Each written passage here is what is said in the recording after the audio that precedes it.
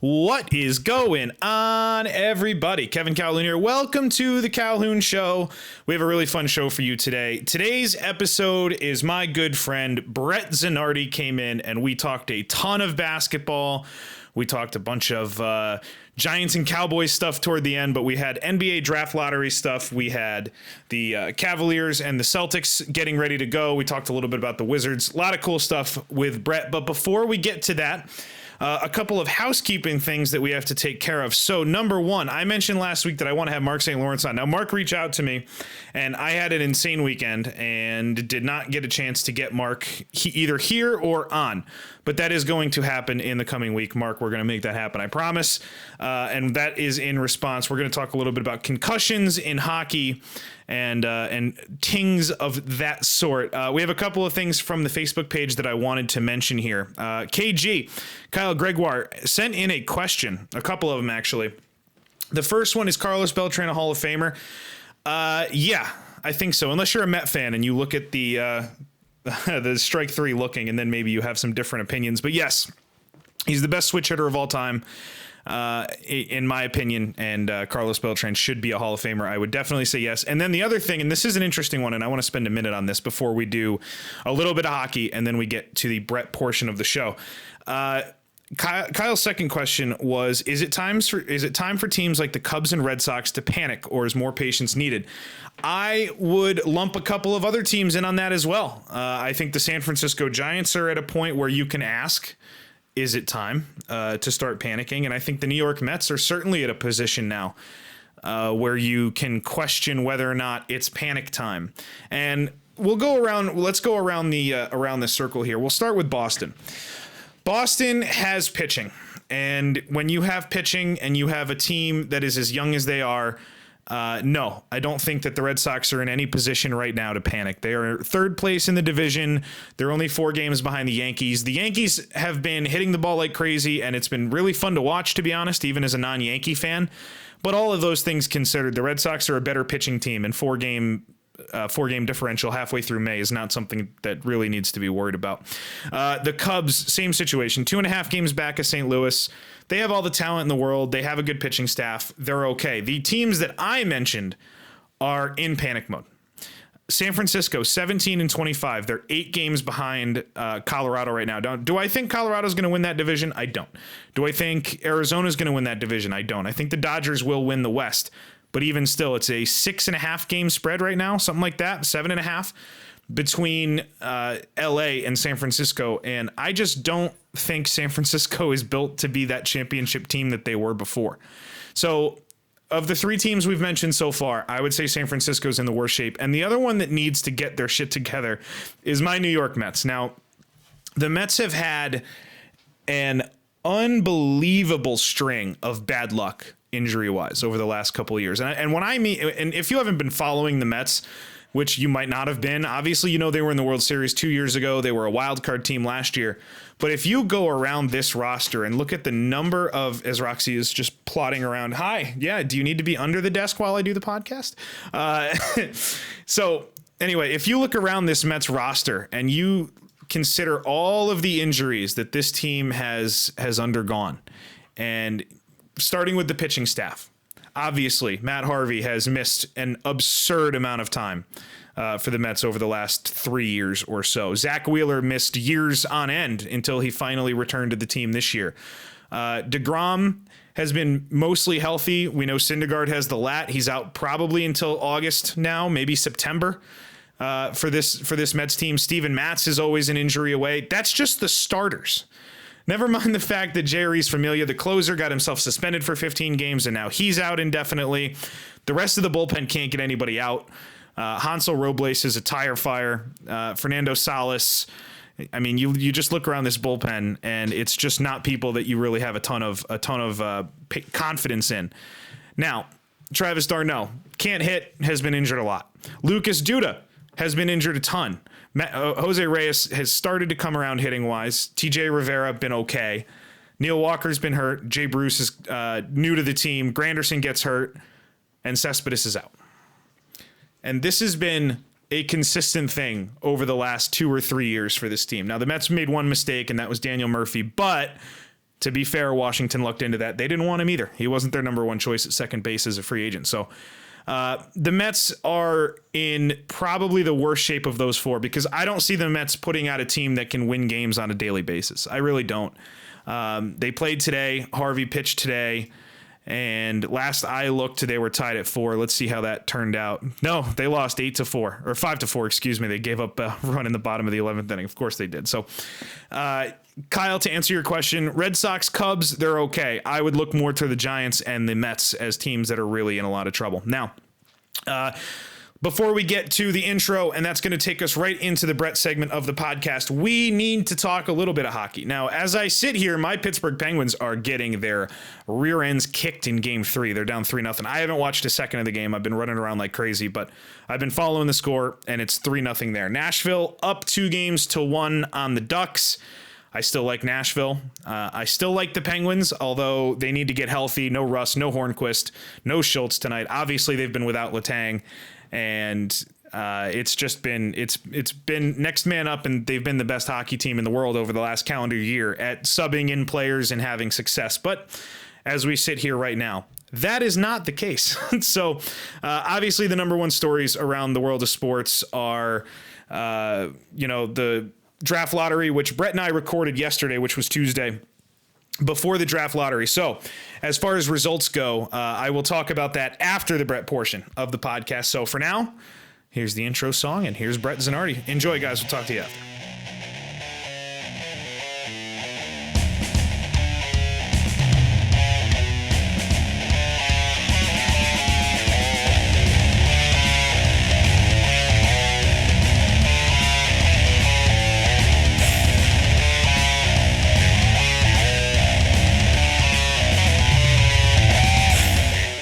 All right, it's been too long, but as always, it's a pleasure. Brett Zanardi's back in the house. Kev, 3 months. That's a long time. That's too long. It's too long during an NBA season. It's too long. And I know that around 3 months from now, you'll definitely be here because there is a Cowboy Giant week 1, as always, as there should be. Oh, I mean, it's like a national holiday. It's a national. It really is. 8:30. Chris and Al are there. Jerry World. Yeah, 100%. So that'll be good.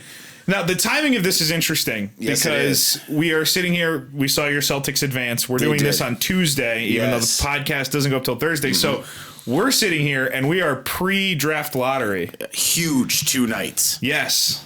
Unprecedented, really. What's number one on your priority list right now? Well, after securing the win last night, yes, the lottery is very intriguing. It is because in 2013, I think right around there was a guy named Billy King running the New Jersey, now Brooklyn Nets. They were the Brooklyn Nets. They had a nice team: Darren Williams, Joe Johnson, Brook Lopez. Yeah. They decided to get Paul Pierce and Kevin Garnett and make a nice run to the second round. It worked Celtics great. Got a bunch of future picks. Now they have the greatest chance to win the lottery this year. Oh, and they have a chance to get their pick again next year. And luckily, the Brooklyn Nets are by far the worst team in the league. So the Celtics, I think unprecedentedly, are in the Eastern Conference Finals and have the best chance to the number 1 pick on back-to-back nights. They could go win in Game 7, win the lottery, and then maybe they pull off a stunner and win the Game 1 on Wednesday. Unbelievable. All right, of those 3 things, what do you get of those 3 things? You got the first one, you got the win, draft lottery tonight. I think you get the best odds. There's a better chance of winning the draft lottery than there is winning Game 1 and the series. There certainly is. There certainly is. All right, let's go to the series. We'll talk more about like the Knicks and the Lakers and those things as we go. But we'll go into the series. Yes.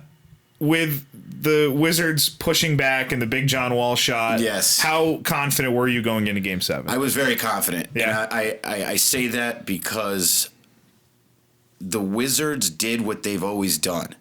And it was a little bit compounded. John Wall did not play very good. I think he missed his last 11 shots, didn't score for the last 20 minutes. Bradley Beal was cooking last night. He was really, really impressive. Put up 38 points. Yeah. But the difference is Washington gets 5 points off of their bench. Olynyk by himself scores 26. Smart added 11 and really locked down on Wall. And even Jaylen Brown got 9. So there's 45 plus points from the bench to 5 for the Wizards. The Wizards bench just didn't show up. It was horrible. Morris and Gortat were lost in the second half defensively, and they let a guy come out of nowhere. It just happened to be Kelly Olynyk, the man-bun man, and he goes for 26, 14 in the fourth quarter, and that's why I was confident. I didn't know it was going to necessarily be him. Rozier had played pretty good. Brown played good. Smart played good. Maybe you get one of those other guys to come off the bench. They're escaping me, but they come off and hit a couple of threes. Sure. Olynyk really was the benefactor of it because they couldn't handle the fact that he could pull Mahimi out in the first half. He had 12 in the first half. He did really well. IT did his thing. Bradley, Smart, and Crowder played pretty good. Yeah. Horford doesn't put up the best numbers. Probably not worth a max contract, but he is the smartest player on the court, and he's a great passer. It was just too much for the two-man team of the Wizards, especially when Wall has an off game.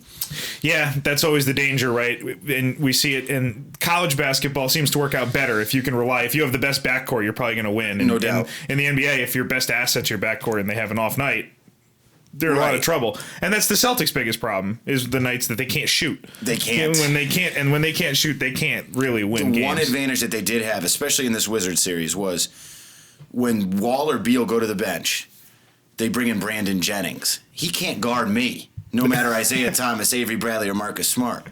When the Celtics go to the bench, they can throw Rozier at Wall or Beal for 2 minutes. He just goes nuts. Marcus Smart was playing out of his mind defense. I sometimes call him Marcus Stupid because he makes some of the stupidest plays you've ever seen. Dating back to college, yes. As the great Simmons says, he's a no-yes guy when he shoots. But his relentlessness on defense, he just has a knack for coming up with the basketball. He'll just grab it right out of your hand. He'll jump up higher than somebody. He'll slap it out of the he's just a pest. Yeah. And when you can do that against a guy like Wall, who has to basically do everything, and now you're throwing a fresh guy at him every 10 minutes, it really was into the Celtics' favor. They got the home court cooking.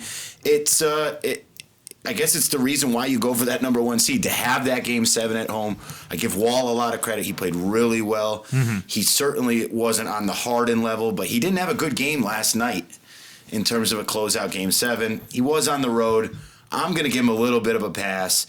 The Celtics just overall were a little too much last night. Yeah, so as you know, I'm a Pittsburgh Penguin guy. So that was my number one. A little bit of that too. So yeah, my number one focus was obviously with Ottawa and Pittsburgh. So I'm kind of half eye on the Celtics score, commercials, intermissions. We're watching the Celtics, right? Fleury, great game last night. Fleury, phenomenal last night. God. I miss basically the end of the fourth quarter in Boston because I'm watching the Penguins. They were both down to the wire at almost identical times. Yeah, I may or may not have thrown in a money line parlay on each of those home teams. I might have. I'm hoping you did. Hoping you did. I don't want the audience to think that we're wanting to promote that. He didn't show up with a six pack, so he definitely didn't. No, I didn't, but I am on time. That's about it. So anyway, I missed the end of the fourth quarter, and the first thing I look at, and obviously I'd seen here and there that Olynyk was having a night, and then you see Deadspin's first story up is the Wizards are dead and Kelly Olynyk killed them. Kelly Olynyk. He won the battle of the Kellys. Yeah. Wow, look at that. It was the worst fight you've ever seen in Game 3. Yeah. The other Kelly gets suspended. It was Kelly on Kelly brutality. Yeah. And Kelly with the man bun. Think through. About it. You're the Wizards. You got all your boys. You're back at the hotel. It's a month later. You're chilling. You're like, man, we really let Kelly Olynyk put 26 on us in Game 7. And man, did he really. And he really did. And just look at it this way. If you're a Boston fan, just maybe you'll be in a Game 7 against Cleveland and you need Olynyk to get 26. You feel good about that, you got right? The ace in the hole, you'll feel good about that going in. All right, so what's the number one storyline going into this Cleveland series? How does Boston hang with them? Oh, that's a great question. The biggest thing that the Celtics have going, I would think, is momentum. They are probably going to be the biggest underdog for a home team in a conference final ever. I think it's already at 5-1. Minus 700 on the money line to win the series. I mean, those are historic odds. That's crazy. LeBron James with rest is a scary probability. If I have to make the non-homer case for the Celtics to try and stay in this series, they have to win tomorrow night. Unfortunately, they only have 1 day of rest. They just played their heart out in Game 7. Brad and the boys are going to do what they can to scout them, and hopefully maybe Cleveland shows a little rust, like Golden State, right? Yep. They had that entire layoff. San Antonio just beat Houston. Then they come in with a day off. Boom, they hit them. Kawhi Leonard doesn't go down, they probably win that game, right? Yeah, the Celtics need to hope for kind of the same formula. They have to make a ton of shots, too. And they have to hope that maybe two of the big three have an off night. LeBron has been playing just so amazing.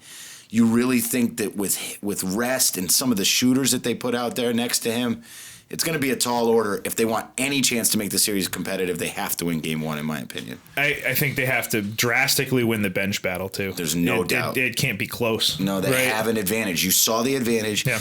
With the Wizards, it was more the Wizards being bad than the Celtics good. The Celtics do have, say for instance, the Wizards had a guy like Kyle Korver. If Kyle Korver comes in last night and hits 5 threes off the bench, now all of a sudden the Wizards have 20 points. You might not win that game. No. He can do that for Cleveland. You're not going to get 26 from Olynyk, but can you get 30 out of Olynyk, Smart, Brown, and Rozier? You could. Yeah. Amir Johnson, maybe he starts, maybe he doesn't, whatever. I could watch Jalen Smith, Marcus Smart alley-oops to the end of time. That was amazing. Just get 30 out of that every night. Not the greatest pass by Smart. No, not a great pass, but what Brown a finish. Can go up and under. What a finish. When he figures out how to play, he's going to be really... That was on one of the channel flipbacks. I saw it live. It was best timing of the night. Yeah, best timing of the night. They must have gone to an icing, or they went to Pierre McGuire down on the... Let's get out of Pierre. Let's get out of Pierre as fast as possible. They really have an advantage on the bench. They have an advantage also on the bench with the coach, and they have the home court advantage. Yeah. I mean, if you lose the first 2 games like you did in Chicago, you're done. Are you suggesting that Brad Stevens is a better coach than LeBron James? Great point. I was about to say, what are you kidding? LeBron James is the second best coach in the series. I agree with that. Was third. I agree with that. Wait, who's the Celtics backup head coach? Who's their assistant head coach? Jim Laranaga's son. I think his name is Brian or something. Okay. Jimmy Jr. We'll go Ty Lue third. Yeah, then, out of respect. Lue's third. Yeah, respect. at least he's third. Yeah, I think they have maybe another ex-NBA head coach on the Cavaliers, but yeah. LeBron has just been so dialed in. I mean, he just went through those 2 teams. I mean, Toronto isn't that bad. I know Lowry was hurt for the last 2 games, but that was kind of easy. I mean, yeah, Toronto didn't put up as much of a fight as you would want from that team. I'm done with them too. The Clippers, the Raptors. They're all in the same boat. Yeah, I can't do it anymore with these teams. Like Washington's coming. Yep. The Celtics are going to take their spot. Utah's coming. Utah fun. Got swept, but they beat Los Angeles Clippers on the road in a Game 7. I mean, yeah. First of all, that is terrible by the Clippers. You don't lose. It's a bad job. That's a bad job. Yeah, you just saw Game 7 last night. Can their fans show up on time? Can somebody cheer? Chris Paul, 6 of 19. Terrible. Poor Chris Paul. Poor Chris Paul. Anyway, all right. So before we go to the West, let's stick to the East just on tonight's purposes, which is the draft lottery. A lot of big teams. All right. Big name teams. Yes. So how is Phil Jackson feeling right as we sit here? How does he feel? Wherever he is. Is he first? Is he thinking about it at all? You're assuming he knows that tonight is the lottery. Oh, that's a fair point. All right. So you get to walk into his office and tell him, be like, hey, Phil, the draft lottery's tonight. Okay. How does he feel about it? Well, it would be helpful if I did, because I know more about the college draft than Phil Jackson does. And I'm very confident in saying that. I could probably give you the top 10 guys. The Knicks are in 7th right now. Yes. So unless they get leapfrogged, they're either going to stay at 7, and if they don't get called at 7, they're going to move up to the top 3. If that happens, that's just a quirky thing about the lottery. They can't be 4, 5, or 6, but they can go from 7. Oh, I didn't know that. That's weird. They weird. can go from 7 to 1, 2, or 3 if their name isn't called at 7. You definitely know more about this than Phil Jackson does. Say the Minnesota Timberwolves get called at 7, the Knicks are now automatically in the top 3. Okay, that's really cool for the Knicks. That's bad news for the Lakers. Yeah, okay, so that's why the Lakers have to be top 3 and they're out. The Lakers, if they are not in the top 3, have to give their pick to Philly, and 2 years from now have to give their pick to Orlando. And what deal caused that? What deal caused that? Honestly, yeah, it's not off the top of my head, but it might be that Andrew Bynum one from way back in the day. I mean, that's got to be it. That's not good. It's the Andrew Bynum, Dwight Howard one, because Philly, it was a 3-way deal between Philly, LA, and Orlando. It's got to be that trade. So now those picks are coming back. Oh, my God. Bynum, I don't even think played a game for the Sixers. And the Lakers, who looked pretty good back then about that. The Lakers, this is a huge night for their. I mean, they have Magic back in the fold. They have Rob Pelinka, who was he was like the Ari Gold. Yeah. He was actually on that Michigan Fab 5 team. He was one of the white guys on the bench. Yeah. This is huge for them. If they fall out, with their roster, they could be in some really big trouble. They have to get a top 3 pick. Yeah. It doesn't even matter who they take. They just need to get a top 3 pick. All right, so Fultz and Ball are 1-2. Yes. Do you have it that order? I do. I like Fultz number 1. I liked Fultz before. As the basketball nerd that I am, there was the U18 team. And the starting lineup was Fultz, Ball, Jackson, Tatum, and would you believe it, Tariq Gilbert, who nobody on this podcast knows, but he's the guy at UConn that tore his labrum this year. Oh. He was the actual guard. They had 4 guards with Tatum and Jackson. That's crazy. Fultz averaged the most points on that team by far. He was the go-to guy. He was the scorer. Just because he played at Washington, nobody knows him. He's really the guy that I think has become the clear-cut. Somebody said his ceiling was James Harden, and his floor was like a Gilbert Arenas before he brought the gun into the locker room.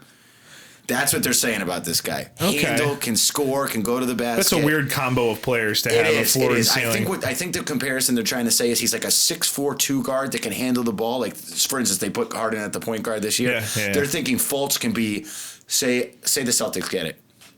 I think that they take Fultz because now Fultz can be your 6'4" guy. You slide Bradley a little bit over, maybe slide him to the 6-man. Fultz probably won't start on the Celtics. Mm-hmm. But now Isaiah can get covered up even better than he does now for being 5'8". He could be the 5'8" scorer. You be the 6'4" point guard. It's kind of like a role reversal. Okay, so you think the Celtics would take Fultz? I do. I have a concept that we can go with here for this podcast. We can be the first ever room in America to have 2 white guys talk about LeVar Ball in it. Yes, it's going to be the first podcast ever with 2 white guys trying to analyze how the NBA views LeVar Ball. I'd like your thoughts. All right, so I don't know anything about your thoughts. Okay, so LeVar Ball makes sense to me. It's weird that we haven't had a guy like this yet. It's crazy. Like, this just makes total sense to try to do what he's doing. It's crazy that he's as sought out as he is, I guess, that people want to hear as he's much on from every him. show. I know. He's on the Skip Bayless show and the Stephen A. show. He's on both of them now. And neither of them could say no to him. No. Because he wants to be on. So even Colin had him on the radio. Yeah, I know. That's crazy to me. I know. I like to pay attention to who doesn't have him on. I saw Beetle put on Twitter a text conversation from a producer, and it was just like, "Hey, do you want LeVar tomorrow?" Yeah, right. No, yeah. Roger that. Like, okay, yeah, yeah. So yeah, and good for her. I haven't seen him on like Dan Patrick or any, but right. Either way, it's not surprising. He doesn't scare me if I'm drafting Lonzo, which is my question to you. Does he scare you if you're a team? No, he doesn't. Okay, because I'm drafting the player. I agree. However, the fit is important. Mm-hmm. If Lonzo goes to Boston, this is why I think they'll take Fultz as well. LeVar would be like, wait, hang on. My son's 6'5", 19 years old. He's not going to play behind some 5'8" guy who he's just going to say he's better. He already said he's better than Steph Curry. So and the fit is very important. Plus, Boston's going to pay Isaiah for a few years now. They're going to pay him forever. So it really doesn't make sense for Lonzo. Now, if you say you're Orlando, do you take Lonzo after knowing what happened to Shaq and Dwight Howard when they publicly want him to be in the L.A.? So I think if Orlando wins, they take Fultz. I think everybody takes Fultz except for the Lakers. Except for the Lakers. The Lakers have to take Ball. It's a home run. Oh, it's 100%. It's a home run. Those people out there love him in terms of the West Coast flair, the big baller brand. It's a Hollywood thing. It's a West Coast thing. It's not a Boston, Parc de Con, the Harvard Yard, take your lunch pail to work. Boston Red Sox. No. The idiots with the beards. It is. It's warm weather. It's good-looking people. It's that's what that big baller brand is. And Lonzo is the guy that the Lakers need because if you have Russell and you have Randall and you have Ingram, now you put him there. He makes every one of those guys better. Yep. Lonzo is a tremendous basketball player. His father's just crazy. He is a crazy guy. I think he might be crazily a genius. As I think you might too, because for some reason he's getting somewhere. Oh, he's annoying. He's the first one to do something. He's annoying. He's never going to get $1 of mine, but I think he's going to get somebody elle's money. He's going to get a lot of it. Somebody's going to invest in that big baller brand. There's a lot of really wealthy people out there. I mean, we're speaking to the choir here, but who knows if some actor does it or some, business mogul or some guy out there who owns, IMG or, Warner Brothers. Who knows? all they need is one guy's money, and then all of a sudden the big baller brand now includes the Lakers and Magic, and now it's Showtime 2017. The Lakers have to get in the top 3. I would honestly, as much as I could care less about the Lakers, I would almost feel bad if they didn't have a chance to get him. Now, they might not have the chance to. Just as long as, even if they get 3, the team in front of them might, whoever that team is. Who's the third pick in your estimation? See, it's tight. The third one is going to be Phoenix. Phoenix will take him. There's no doubt. That's still kind of West Coast, but it's not it's Phoenix. They got Devin Booker. They got Eric Bledsoe. Do those teams in the top 3 just stick to those 2, or do one of them, like possibly the Celtics need a wing? Who thinks that Josh Jackson or Jason Tatum is as good as those 2? And if one of those teams with those wing needs move up, that's the only shakeup. If not, 1 or 2. Obviously, it's easy to say that we'll know more about it tonight, because we'll know more about it tonight. Yeah, is Jackson your third best player? I think so. What he did at Kansas on that team was phenomenal. Frank Mason won National Player of the Year, and he deserved it. But when Jackson got those 2 fouls in the Oregon game, Kansas was cooked. Kansas didn't have a chance without him. Yeah. He really turned himself into a really good 6'7" rebounder. He played the 4 a lot. He'll be a prototypical 3. Basically, to me, he's like a more polished, better version of Jaylen Brown. And Jaylen Brown was the 3rd pick last year. Okay. Jaylen Brown on the Celtics. Yeah. And I think that he would be 3rd. I would put Tatum 4th. A lot of people like Fox. I think I would put him 5th. Fox is going to be a demon. If the Knicks stay at 7 and Fox falls to them, that's a steal. If the Knicks stay at 7 and his backcourt partner Malik Monk fall to him, that's a fine pick as well. The 7th guy is Jonathan Isaac. He was a freshman from Florida State. Not many people got to see him either. 6'9", tweener, kind of like a poor man's Ben Simmons, can handle it a little bit, not as good of a passer. But then after those top 7, that's where the Knicks are a little bit lucky. They're in the 7th hole. At worst, they probably get an Isaac or a Monk. Maybe Fox falls to them. And then you start getting into some of the Europeans. There's a European guy named Frank. There's another guy named Lauri Markkanen, and then another couple guys. The backup kid for Gonzaga, Zach Collins, who was a very good player. That's like your kind of consensus top 10 right now. What's the cover of the New York Daily News if the Knicks had fallen to like 8 or 9 and they draft another European player nobody's heard of? Yeah, I mean, it better be Porzingis. Fran Fraschilla is the European guy. He loves this guy, Frank Nictelia or something like that. Okay. He's like a young Tony Parker. Obviously, that's going to be the French comparison. Of course. It's kind of, it's kind of cliche. You know, it's like Christian McCaffrey's a Wes Welker type receiver. Exactly. I was just going to say that. Yeah. Deshaun Watson is like Dak Prescott. Oh, really? How'd you think of that? Because they both wear number 4. But yeah, the Knicks have to stay in the 7 or they have to move up. If they move back down, now it's kind of like, it's not of a slam dunk as it is. There's 6 to 7 players that are borderline all-stars. Like Malik Monk, he's 6'3". You just saw his comp last night. It's a good draft. Bradley Beal 2.0. It's a good draft. De'Aaron Fox. Yeah. Is John Wall coming out of college? He's just left-handed. If he could, now I'm not saying John Wall has risen to the next level, but this is also his 6th, 7th year. Thank God, by the way. Thank God. He had to. But Fox isn't going to be the number 1 pick. Yeah. If Fox can be I'm not going to say Jeff Teague, he should want to be better than that, but like a second level guard, not in the Westbrook, Harden, Curry area, but maybe Conley. like an Eric. If De'Aaron Fox and he's left-handed, yeah. If De'Aaron Fox turns into Mike Conley, the Knicks would be ecstatic. Beautiful. It really would. Yeah, beautiful. Because you get a player like Fox, you got Porzingis. Now you get rid of Melo. You get something back for him. Maybe you get a late-round pick. Then you take those 2 picks. Maybe you move up in the draft. There's a lot more stuff you could do. You got Hernan Gomez. You got a couple nice players. It's a huge night for the Knicks and the Lakers the Celtics and the Sixers. I can't wait for this. Those are like the 4 teams from like our childhood. Mm-hmm. The 80s and 90s Lakers, the 80s Philly, and then like the and the AI Philly. Yeah, and the AI Philly, and then the and then like the mid-90s Ewing Knicks. Those are the 4 teams that have it all riding tonight. Yeah, it's huge. And the Celtics have Eastern Conference Game 1 coming up. It's honestly it could be a crazy 3 days. It's pretty wild. At worst, the Celtics get the 4th pick. I mean, there's really no losing tonight for the Celtics. So I was looking this up. I had this saved, and I wanted to read a section of this to you. Sure. This is a stat. The last time an Eastern Conference team eliminated LeBron James. I can tell you when it was. Okay. May of 2010. Yep. You want to know why? I was at the game. Were you at the game? Yes, I was. Okay. So you want to know some things that have happened Game since then? 6. Yes. Here's a couple of things here. Steph Curry was a rookie.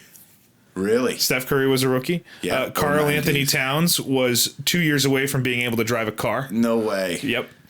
Richard Jefferson was not giving behind the scenes look at the NBA on Snapchat because Snapchat didn't exist for another 2 years. That's right. Until before this. Oh my God. Avatar was in theaters. We were looking for Osama bin Laden at the time. Oh my God. Occupy Wall Street was the following summer. No, it wasn't. Yes, it was. Remember that? Yeah. So those were things that have happened Zika virus. Since LeBron didn't make the finals. Well, I can tell you I was at that game. Yeah. I'll never forget. I went with Sammy Barbs. Okay. Oh, beautiful. We went to pick up Paul and Jay from the airport after. We were about 3 hours late because the game was so awesome. Yeah. It was the Celtics had knocked him out. I believe it wasn't even the Eastern Conference Finals. No, I think it was round 2. It was round 2, and LeBron He quit. Yeah.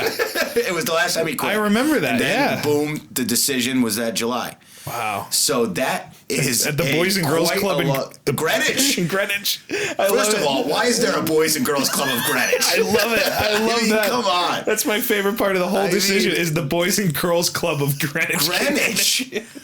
Talk about a Boys and Girls Club that doesn't need any funding. What is that Why all is about? LeBron there? Oh, my God. That's the most underrated part of it. Mm-hmm. Yeah, he raised a bunch of money because one kid's dad gave it to him or something. Some billionaire. I'm obsessed with that it's the Boys and Girls Club in Greenwich. Oh, it's my favorite part of that whole thing. Ridiculous. All right, so Kawhi's injury being a big part of this, is it a futile effort to talk about the Western Conference Finals at this point? I don't think so. Tonight, maybe. Yeah. They're going to get blown out. I feel like it. If you're up 23, you lose one player, and you lose by 2. Yeah. And that's not even a full game. That's with 7 minutes left in the third quarter. Yeah, 19 minutes of game time here. Now you're going to say, Brett, was it a dirty play? I don't think so, because I don't want to give Pachulia that much credit for being that smart. He's just a doofus. He's done that his whole career. That's how he stayed in the league. He's a tough, gritty guy. He's going to go and flagrant foul you. But I don't think he's smart enough to go out and stick it out. Popovich, who should know a guy, Bruce Bowen, who did it on his team for 10 years, 5 championships. Yeah. He's worked for ESPN. I don't know why he hasn't even been on ESPN. That's probably another ESPN It's the bow tie thing. It is. It's the bow tie thing. You got to get rid of the bow tie. Annoying with the bow tie. Anyways, do I think that the series is over? No, because, okay, say it's 2-0. Now, if San Antonio loses game 3, of course it's over. Yes. But say they get game 3, and then all of a sudden you toss it up in game 4, 2-2 coming back with Kawhi. Kawhi, I mean, look at the difference that he made in that game. Aldridge was playing good. Patty Mills, Simmons. Aldridge, he's just about time. Man, where has he been? About time. We used to love Aldridge. When I first started coming out, we're like, who's going to get Aldridge? He's going to be the difference. Monster pickup by San Antonio. Really? Game changer. Big 3. Disappeared. Yeah. He finally showed up in that game 6, which was, I mean, we can talk about that if you want. That was a historic no Kawhi road win. For them to win that game 5 when he didn't play overtime and to win that game 6, that is a complete choke job by Harden and the Rockets and D'Antoni, who has been getting his ass handed to him for Popovich for 15 years. Yeah. And then for them to really outplay the Warriors and then have that happen. If you're the Spurs, you got to be sick. I can't figure the Spurs out. I can't either. For the last 3 years, I find myself being like, oh, they're going to be sneaky, and then it's a round 2 exit, and then That's they're going to be great, and then it's a round 2 exit. Yeah. And then This is the first time they've met the Warriors since the Warriors have been the Warriors. Yeah, it's crazy. They lost to the Clippers 2 years ago on that Chris Paul bank shot, and then the Clippers what an inexcusable series that was too. Really was. Then they lost last year to the Thunder. They were up big, and the Thunder just cooked them right out of there. So now we finally get it, and we get this terrible. I hope he doesn't have bad ankles. This is the third ankle injury. The only reason why he was that bad is because he fell on David Lee's the shot before. Yeah, it happened a couple times, and then it was going backwards off the shot. It really was. And then coming down the floor is when it really tweaked him again. So, right.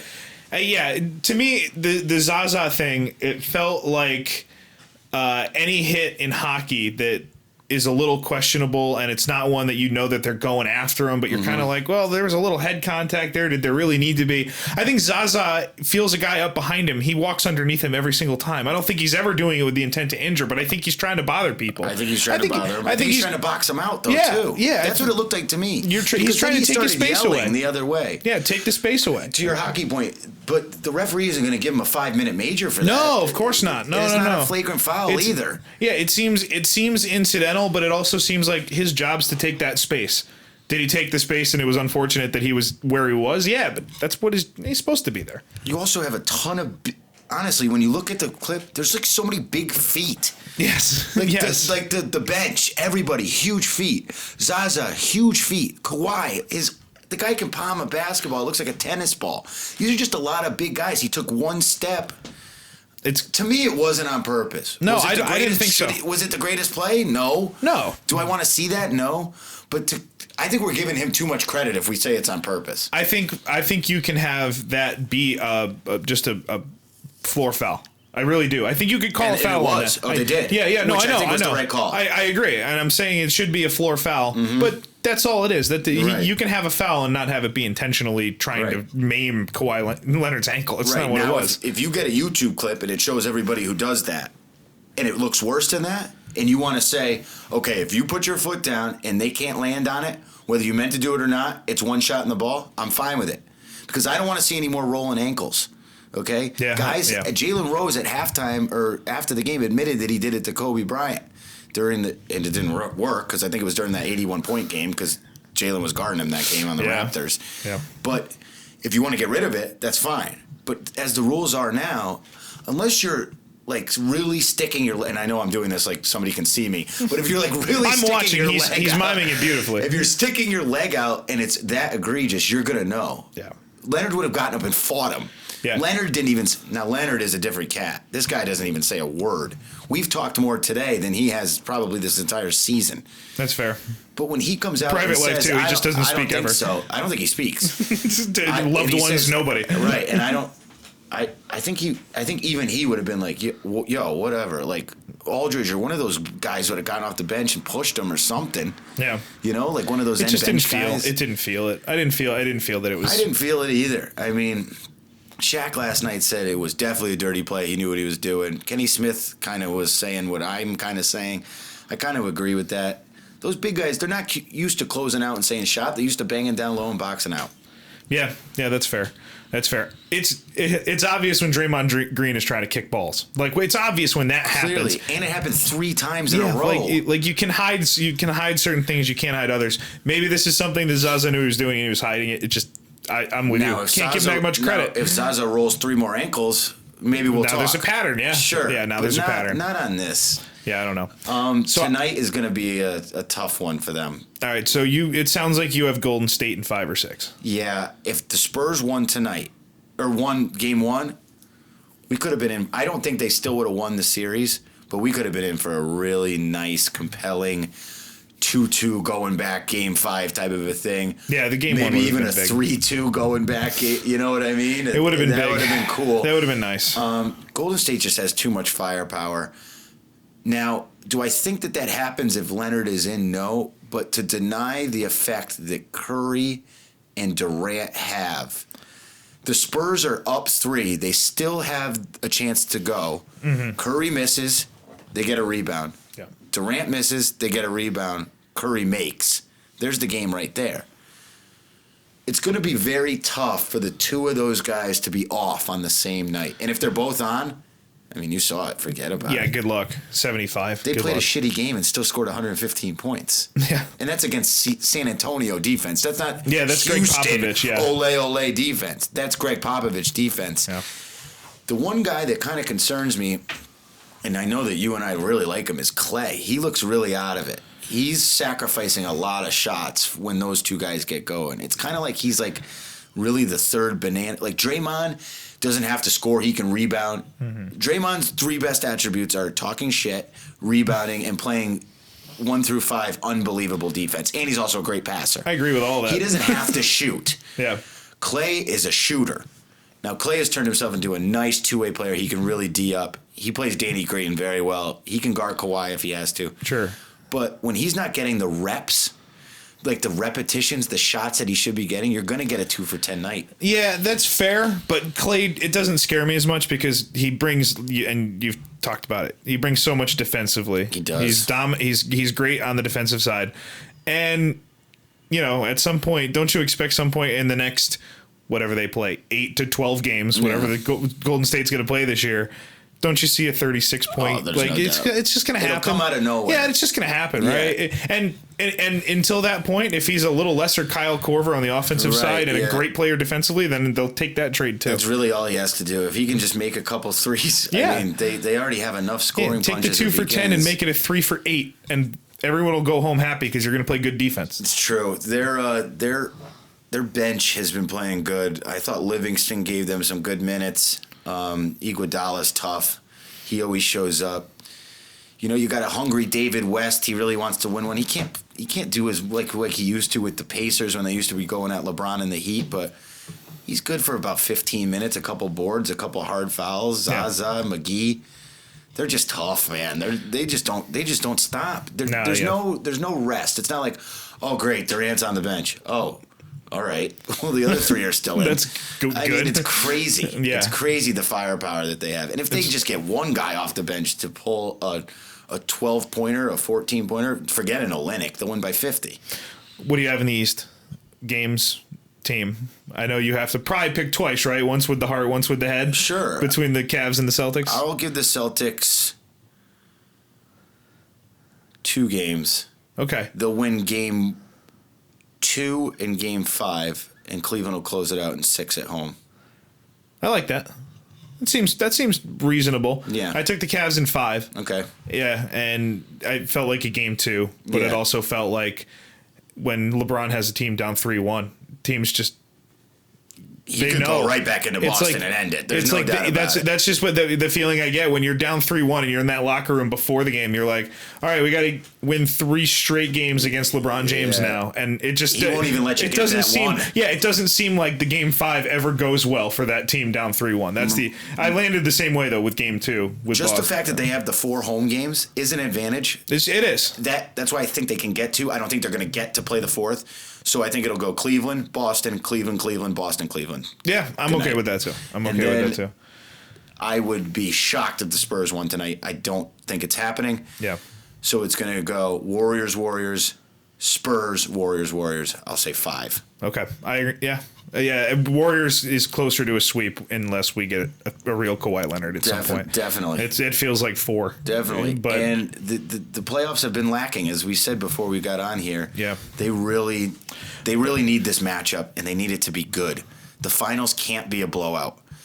It can't be a 5 games. It's got to go 7 again. It really does. It really does. I can't imagine it wouldn't. I agree. I really can't. I agree. Because I think Golden State, while their ceiling is so absurdly high, it is. Their floor is way lower than it has been the last 2 years. I agree. On the bench and on the defensive side. So there's no doubt. And because they're playing a peak LeBron. Yeah. And they're playing I just hit a game 7 in your building, Kyrie Irving, and Kyle Korver. Kyrie Irving wasn't on the team. Kyrie Irving will. I think he might go down as like one of the most underrated players of his generation by the time this is all done. He's fantastic. He's so good, and he can take over games like any other great player can. He can, and he has the clutch gene, and he is not afraid to take and make big shots. He has probably the craziest handle in the league, him and Steph. With Wall's got the speed. Westbrook has the speed. Wall is they have fast. the handle. Yeah, Wall and Westbrook just make one move and go by you. But Irving will put you on ice skates, and then he's gone. Yeah. He is only because he's playing with the greatest player of the generation. Yes. I hope he does get his due. If they go in and beat this team, forget it. And by the way, he could punch a ticket to Springfield. I don't know if you've noticed this, but all of the sports talk world has started transitioning from LeBron can't get into the MJ conversation to now all of the same shows. Crazy. You know what they're all asking now? Now the question is, can LeBron? Like, what does he have to do? Yeah, so that's the big question. Is the door not now open? Oh, it's right. open. They've opened it now because they said it can't happen, and now they've all stopped saying it can't and have started saying, well, what does he have to do? Because he's going to end up, top 7 in points, assists. Yeah, he could be the steals. first player ever to go 40,000, 10,000, 10,000. Yeah. That's never even been touched. No. And he's pretty close to that already. He's going if he stays on this pace. He's going to dominate Jordan stat-wise. He is. The playoff stat-wise, too. I am stealing this from the great Isaiah Thomas, not the one on the Celtics, the original. Yes. Not the remix, the original. He said the reason... Hopefully the original him and not the remix version of himself either. No, right. No, not the New York Knicks, CBA. Not executive Isaiah. No. Yeah, the lawsuit. What did that cost him? $12 million? Yeah. He said, and I thought this was a great point, that while obviously him and Jordan hated each other, the respect was there. They all hated each other. Him and Magic did the kiss before the game. It's not as buddy-buddy as it was. Sure. So it didn't come off as hating to me. It came off as a really good point. And what Isaiah Thomas said was, when you think about it, Jordan had the same coach. And when they got Pippen, once they finally got Pippen, they kind of had the same team of Grant. Then Grant was replaced by Rodman, Paxson. Paxson was replaced by Kerr, Jordan, Pippen, Jackson. You had your Longley, your Wennington, your Cartwright. It was kind of like this. Think about the teams that LeBron has played with. You already made the joke. Think about the coaches that guy has had. He has had some dogs. Now, Eric Spoelstra, way better than I ever thought he was. Mike Brown is the head coach of the Golden State Warriors. Mike Brown isn't as bad as he is either. I know. But Paul Silas. Yeah. He had Byron Scott. I mean, he had some jokes out there. And then some of those rosters that he had, the Booby Gibsons and the Larry Hughes and the Ilgauskas and Big Z. And I mean, the second best player on those Cleveland teams is Mo Williams. Mo Williams, yeah, for sure. I mean, think of David Blatt. Blatt.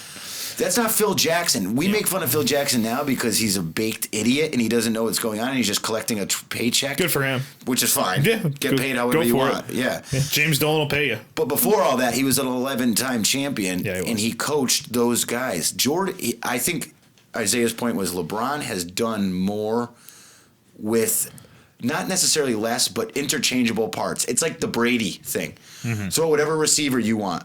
Okay, Deion Branch. Yeah, how'd you do in Seattle? How did that go? Mm-hmm. You know, let all those guys pay. Richard Seymour, you know.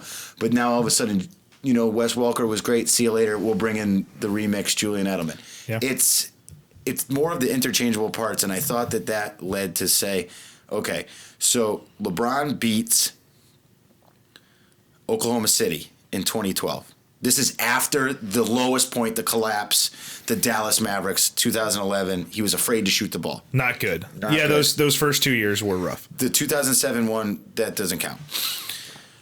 That's a Harden, Durant, and Westbrook team. He beat them. How'd those guys turn out? Yeah, he beat them 4-1. Okay, those are 3 Hall of Famers. The next year, 2013, was the Ray Allen 3. That's the Dynasty Spurs, and he beats them 4-3 with a unbelievable finals. That's against Popovich. That's an all-time team. That's Duncan. That's young Kawhi.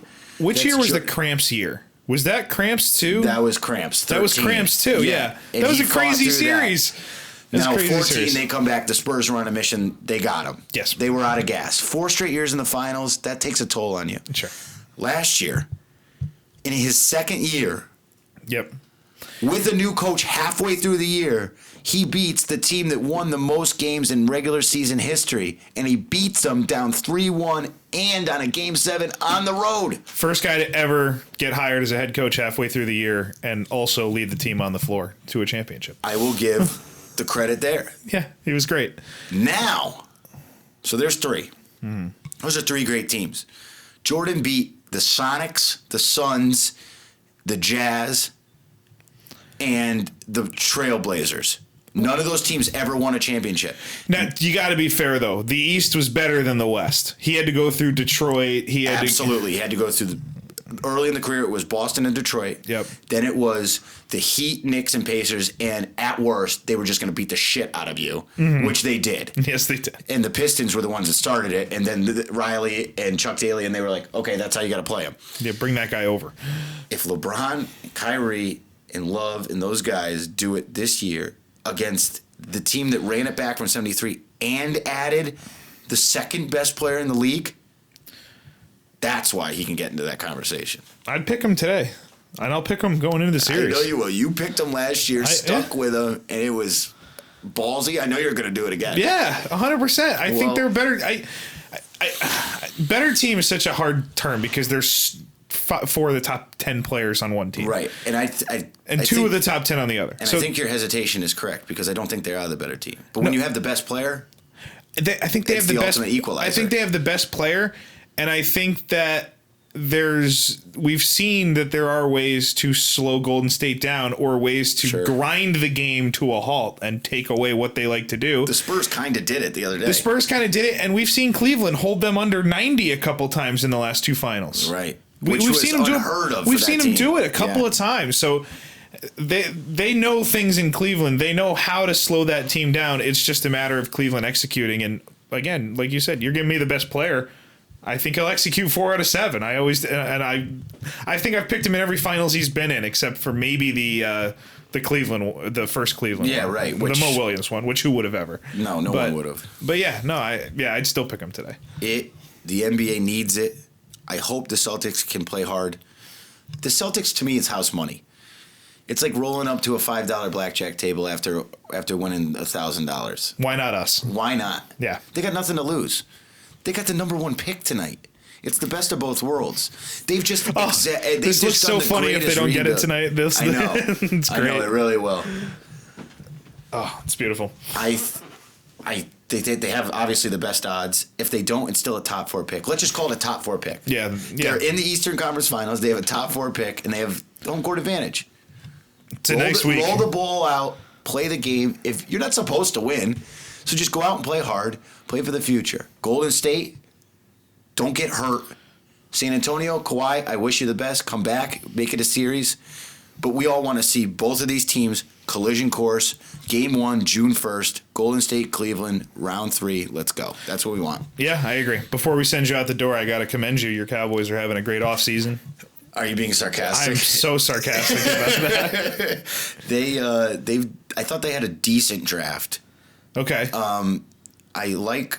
Of all the players that I wanted them to draft, I didn't want them to draft Taco Charlton, but he was the one that was there, so you have to address it, and it's kind of a need, which is fine. I love the other kid from Michigan better, Harris. Yes. He might be a piece of crap, but most football players these days are. Have you ever seen a draft with so many character issues in your life? Is it just because we know all about them? I think we know everything now. I think everything these kids have done, everything these kids have done has been put.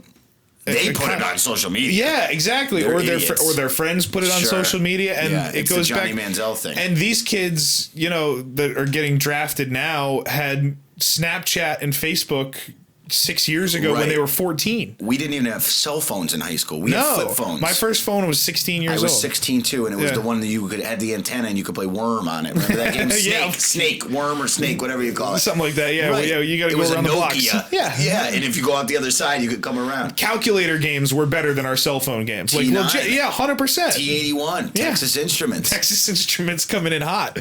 But I know you're busting my balls. I thought the Giants reached at their pick. All right, so I got to ask you about the Giants. So the Giants have a really good defense. Yes. Top 5 defensive line, top 5 secondary. There's no doubt. Right? Yeah. Best run defense in the league, which is great to have with the best offensive line and maybe the best running back in the division. Sure. So, but here's the issue for the Cowboys. So the Giants, they get after the quarterback. Mm-hmm. Sucks for the Cowboys. They stop the run. That sucks for the Cowboys. Their secondary is really good. Mm-hmm. That is bad. But then on the other side, the Cowboys can't get to the quarterback. No, they can't. The Giants' only issue is their run game and their offensive line. You have Beckham, Marshall, Shepard, Ingram, Vereen, Perkins, and now Wayne Gallman from Clemson. Wayne Gallman was a great pick. Yeah. Are they still maybe get Blunt? Blunt would be 18 touchdowns last year, Right. 16. How's he not on the roster? Even if he's honestly half of that player, yeah, will he get you 9 touchdowns? Dude, if you tell me that I can have a rotation of Vereen Perkins and Gallman with Legary to come in on the goal line, I love that. My only problem with the Giants' first round pick, and I'm not hating on the kid, I've watched a lot of Ole Miss. Yeah. I didn't even remember him. I watched, all I know is the highlights. Chad Swag Kelly and Laquan Treadwell from the year before. So I didn't watch him as much now. Yeah. I didn't think he was the best tight end even then. I like the kid from Miami better, the one that Cleveland got. Oh, the Cleveland. Okay. I like that kid better. Yeah. I think he's got a bigger upside if you were going to go tight end. The now, Giants. I think that they should have traded up and gotten O.J. Howard, which was only 5 picks in front of him. It depends upon Jerry Reese is like, he's not going to take a character guy and he's not going to trade up. Those are like his 2 things, which is fine. I agree with that. But I thought if they added one of these 2 players, it would have made their secondary the best. You either take Reuben Foster or you take the kid from Peppers. I'm sorry. Jabril Peppers. Jabril Peppers. One of those 2 guys that also fixes your return game. Yeah. Well, I don't know. The Giants' offense is weird because they usually run that 11 personnel, which is one running back. Offense was fine. No, I mean, if you look league-wise, aside from Beckham, Giants' offense was miserable. It was bad. It was miserable. Shepard had a very good rookie season. He did. He had a good rookie season. Marshall's going to be big for them. Cruz was a nightmare last year. I mean, all love and respect. We're sitting in Middletown, Connecticut. Will Tye, love and respect, but not a receiving tight end in the NFL. Played against him in open court one time. Did you? Killed me. Came back from college fat and overweight. Kid was a monster. Well, he's not the receiving tight end I want. And he should still be in the league, though. I don't want him to lose I want him his as a job. blocking tight end. Sure. I want. You need to see him every once in a while. He could, but that was his ability. There was nothing coming after the catch unless he can bowling ball straight ahead. Marshall will be big for them. Brandon Marshall is a quality addition, but I don't want Shepard diminished because of him. I don't want Shepard's snaps taken away. If I'm only having, so this is where the Giants, and this is why I brought this up, because this is where the Giants thing gets interesting, because Ingram can't block anybody. Right. He's more Mike Evans than Jordan Reed. Honestly, no doubt. He's closer to a receiver than he is a tight end. So if they're going to run him on the field, are you going to run 2 tight ends? So you have Will Tye on the other side if you want to, because you can't fake running toward block, or you can't fake run toward Ingram. No, nobody's going to believe you. No, they're not. And they're going to light him up on the line. So now you if you're going to have Ingram on the field and you're going to even pretend that running's an option, you either have to have Tye on the field or you have to get. They went and got that tight end from Minnesota, the big white guy. He's going to play some fullback. Yeah, right. Okay. So. I forget his name. I do too. Off the top of my head, but you know what I'm talking about. It's not Kyle Rudolph, but I know what you're talking about. Yeah. So either way, whether or not you are pulling Tye off the bench or the fullback off the bench, one of those 3 receivers has to come off the field. Yeah. So you don't want that receiver to be and that's why the O.J. Howard thing was so perfect, because he can block. He could do it both. He can block, and you can run 1 tight end, 1 running back, 3 receivers, and you could do it every play until the end of time. And every once in a while, you throw the running back on the sideline, and you bring out a 4th receiver, and you really have 5 because you have Ingram. You do. You got to shore up the offensive line, though, a little bit more. The offensive line doesn't scare me. Dallas's offensive line isn't as good as everybody thinks. They lost Doug Free and a couple other guys. They lost a couple pieces there. Yeah. The Giants' offensive line doesn't scare me as much. Here's why. They got the kid from San Diego who's been all over the place, who's kind of Eric Flowers West. Right. Eric Flowers, who I heard, was it who does Simmons have on? Mike from the Patriots. Mike Lombardi. Yeah. Did he call him I-76? Yeah. He called Eric Flowers I-76. That is great. It's horrible. But Flowers is like 23 years old, and he's a mountain. You can only get better. He's 20. Yeah, he hit the floor. He's 23. He's a mountain of a guy. Sure. And this kid that they drafted out of Pittsburgh in the 6th round, he only missed 2 starts in college, and he was all conference 3 out of 4 years, including his senior year. Pitt always has a good team, and they always run the ball good. They do run the ball well. So I like that. Conner. I liked that pick too. So if that's my 6th offensive lineman, I'm happier with that than I am with John Jerry, let's say. Sure, absolutely. Because I've seen John Jerry line up against a DeMarcus Ware or a whoever. Well, hard with the Cowboys right now to name somebody that's coming after the quarterback. But I mean, Javon Curse back in the day, a lot of those pass rushers, even Kerrigan now, he's pretty good. But it should be interesting inside the division. I think that the top two teams, clearly, Philly's going to need some work. Hopefully Wentz develops for them. They had a nice offseason, actually. They had a nice draft. I liked how they got Alshon Jeffrey and stuff. Yeah. Washington is a mess. Washington fired their GM the draft. The guy was like hammered the whole time. I mean, he wasn't even showing up to the combine. It's not. He was the only GM that didn't go to the combine. I mean, that's like some personal whatever. No, I know, but the fact that Washington timed it at the draft. Like, you didn't have it happen before. Look at the Bills. The Bills let them work through the draft, be like, get all the knowledge. Okay, now get out Doug Whaley. Now Doug Whaley, you're out, man. Yeah. The picture of him and the Buffalo Sabres GM was at the same. Somebody was like, wait, why are you guys still in Buffalo? Shouldn't you be drinking like a daiquiri down in like the Caribbean if you're both going to get out of there? Buyouts? Yeah, Come on, seriously. get out of there. All right, my friend. We will have you back on, obviously. This is great. Thank you so much. This is awesome. I think we're going to have a great... Last 3 weeks will make up for the first three of the playoffs. Yes, I can't imagine they won't. All right, real quick. If going into the playoffs, Celtics aside, somebody told you it's going to be Cavs Warriors, would you have been okay knowing that and just going through the playoffs? Sure. I would too. I think it still would have been fine. I still would have watched it. Like I loved watching. It feels that way, doesn't it? I loved watching Giannis. I liked watching Westbrook go against Harden. I really liked watching, obviously the Celtics kind of come into their own. The Bulls kind of had them on the ropes. I think it's been good. It's been worth it, and it'll be all worth it in 2 weeks. I can't wait. All right, kid. All right, brother. We'll see you later. Thanks. The Calhoun Show. Well, as always, a huge thank you to Brett. I mean, it doesn't get much more natural than him and I sitting here. Me and Dan have a great rapport with each other, and I love sitting in here with both of those guys. So thank you to Brett for coming in and talking some basketball. Now, you heard us talk a little bit in there about the NBA draft lottery, and we obviously have the results now. Boston will pick number 1, and the Lakers do keep their pick, and they will be drafting second. The question now becomes... who goes where? Fultz seems to be the choice at number 1, but does Boston trade out of there? Does Sacramento go up? Do you see the Knicks try to trade down or up, move around, whatever they can try to do to shake things up if Phil Jackson's awake? And obviously the main question now is, what are the Lakers going to do with that second pick if Lonzo Ball, and you would imagine that he'll be there. Will the Lakers take Lonzo Ball? Will they go another direction and surprise everybody? But this will be fun. This will be an interesting draft. There's so much talent. You heard Brett talk about it. He's got more knowledge on it than I do for sure. So, yeah, it's gonna be a blast, and I'm glad to see the Lakers stay in the top 2. About time the Lakers got a break. You know what I mean? So anyway, the other picks that landed here in the NBA draft lottery, we ended up with, let's see, the Sixers via the Kings are in the 3 spot, the Suns in the 4, Kings 5, and then Magic, T-Wolves, Knicks, Mavs, and Kings.